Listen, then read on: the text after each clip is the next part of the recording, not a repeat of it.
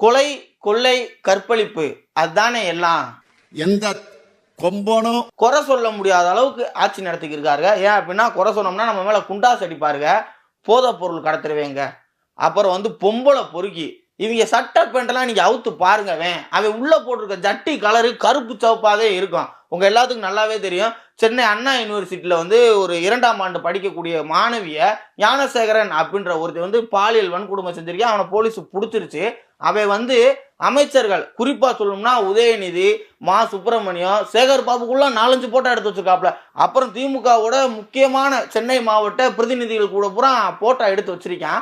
அது சோசியல் மீடியால வைரல் ஆயிடுச்சு. அப்புறம் சோசியல் மீடியால இந்த கண்டென்ட் போடுறவங்க என்ன செஞ்சுட்டாங்க அப்படின்னா, இந்த அருவருப்பான அசிங்கமான வெக்கங்கட்ட செயலை செஞ்சவன் ஒரு அறிவாலய உடன்பிறப்பு அப்படின்னு சொல்லி வீடியோ பேச ஆரம்பிச்சிட்டாங்க.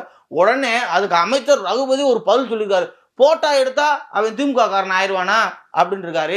இவன் ஞானசேகரன்றவன் உங்க அமைச்சர் பட்டாளம், முக்கியமா கோபாலபுரத்தோட அமைச்சர் கக்கூல் சுவாலிகளான சேகர் பாபு, மா சுப்பிரமணியன் அப்படின்றவங்க கூடலாம் போட்டோ எடுத்து வச்சிருக்கான். அது எப்படி சம்மந்தம் இல்லைன்னு சொல்றீங்க? சரி, நீங்க வேற யாருக்கு போட்டோக்கு போஸ்ட் கொடுப்பீங்க? ஒண்ணு நீங்க போட்டோக்கு போஸ்ட் கொடுக்கணும் அப்படின்னா கட்சிக்காரனா இருக்கணும், இல்லைன்னா கடத்தல்காரனா இருக்கணும், இல்லைன்னா இந்த மாதிரி காம வெறி பிடிச்ச கபோதியா தானே இருக்கணும்.